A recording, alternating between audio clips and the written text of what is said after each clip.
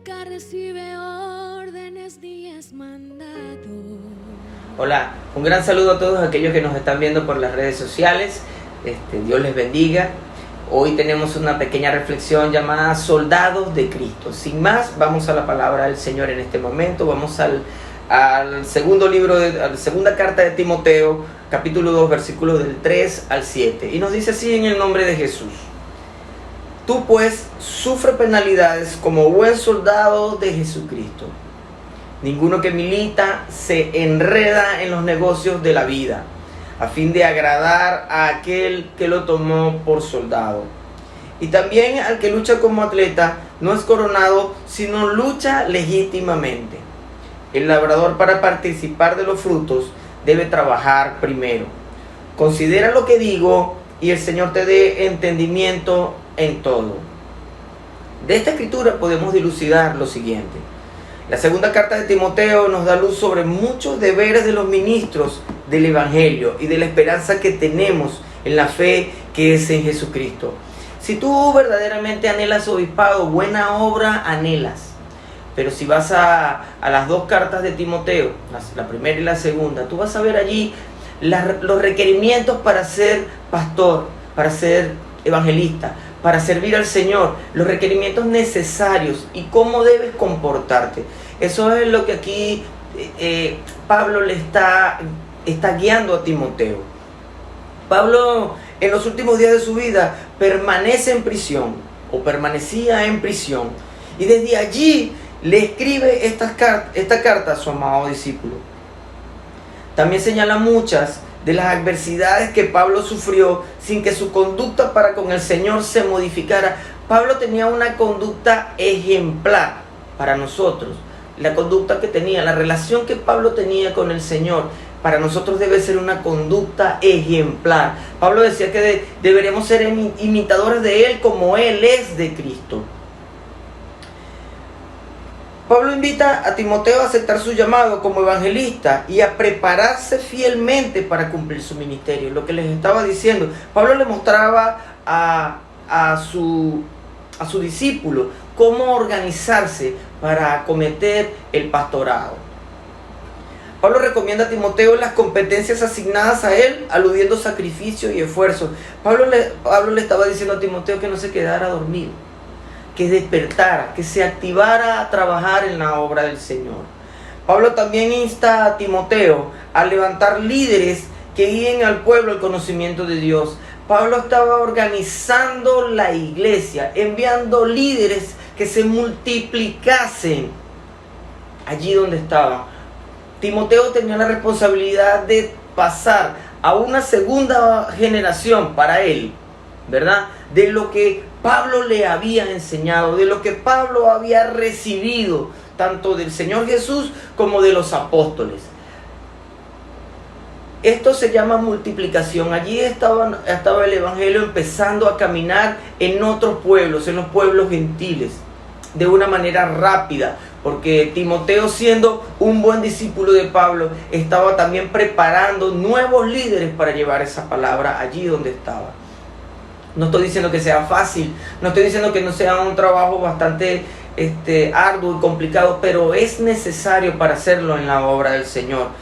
Pablo habla de lo que la palabra hace por los seres humanos, demostrando los cambios que el Señor hace en nosotros por medio de la aplicación de su palabra, o por la aplicación de la misma. Miren, por experiencia propia, por testimonio, les puedo decir que cuando nosotros llegamos al Evangelio sin conocer mucha cosa, la misma palabra nos va guiando a lo que nosotros debemos deslastrarnos de nuestra vida y al camino que nosotros debemos andar, que es el camino del Señor, que es bajo la luz del Señor.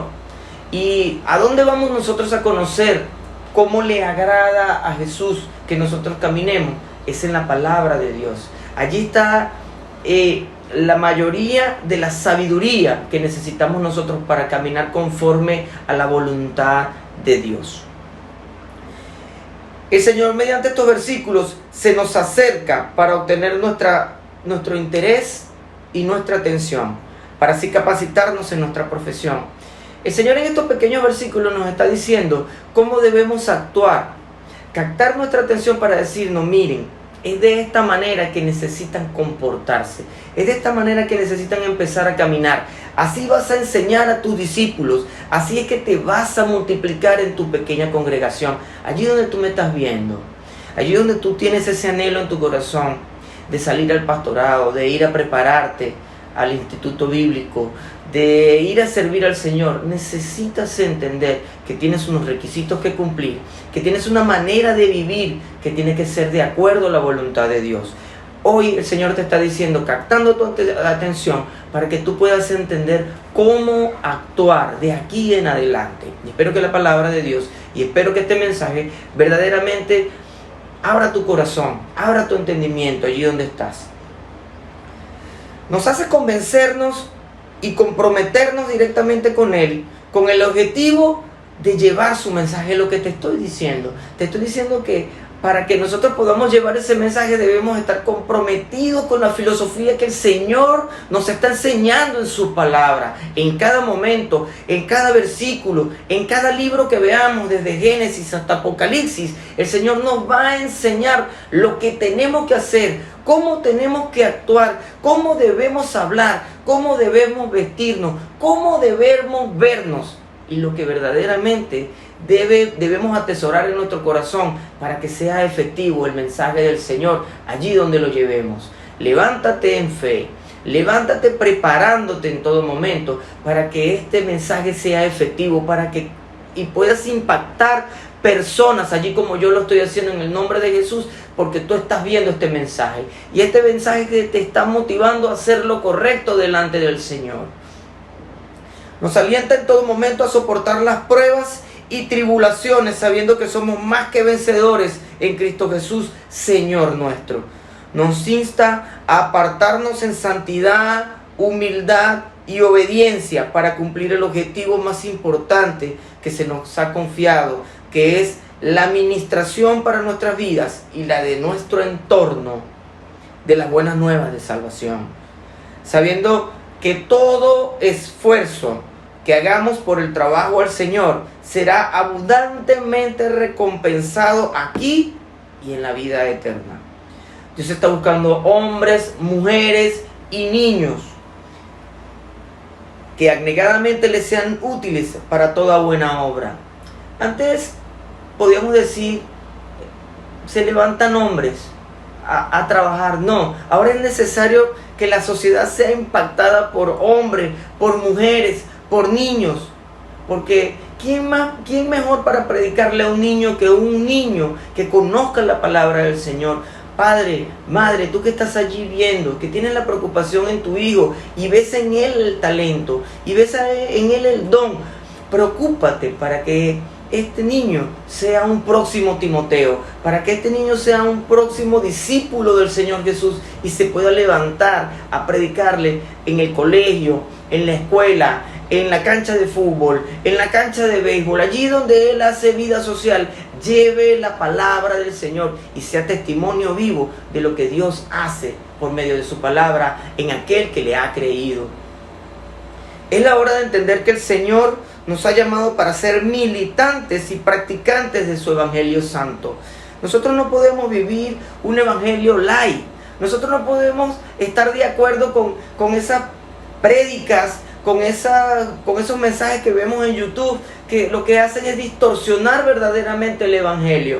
Tengamos cuidado con lo que veamos, con lo que consumimos. Tengamos cuidado en las redes sociales lo que vemos, lo que percibimos, porque se puede ver muy, muy hermoso. El mensaje puede ser quizás de repente muy llamativo, pero no es edificante, porque el mensaje tiene que pasar por el filtro de la palabra de Dios. Por allí es necesario que el mensaje sea filtrado, incluyendo el que yo estoy dando, para la gloria y honra del Señor. Debemos pegarnos a la palabra del Señor. Debemos permitir que sea la palabra de Dios que guía, que abre el espacio para que el mensaje llegue. A ti que me estás viendo en este momento, ten cuidado con lo que consumes en internet, Facebook, YouTube y el resto de las redes sociales. No todo lo que brilla es oro. Esforzándonos y cuidándonos para ser eficaces en nuestro servicio ministerial. Debemos cuidarnos y alejarnos de toda tentación. Debemos nosotros prepararnos y saber que el enemigo anda como león rugiente buscando a quien devorar. Y una persona que es sabia y entendida de la palabra del Señor sabe cómo cuidarse. Tú que estás allí escuchándome, tú sabes cómo cuidarte. Aléjate de aquello que te hace mal. Todo está respaldado bajo las promesas que el Señor nos ha dado por medio de su palabra. Nos recuerda que debemos ser verdaderos cristianos dando frutos del Espíritu. En cuanto a la manera de conducirnos en nuestro día a día, hacemos de nuestra nueva personalidad en Jesús una vocación que da testimonio vivo de nuestra fe. Lo principal es agradar a Dios, no sirviendo al ojo como los que quieren agradar a los hombres, sino como siervos de Cristo de corazón, haciendo la voluntad de Dios. Eso está en el libro de los Efesios capítulo 6, versículo 6. Nada nos puede apartar de nuestro deber. ¿Quién nos separará del amor de Cristo?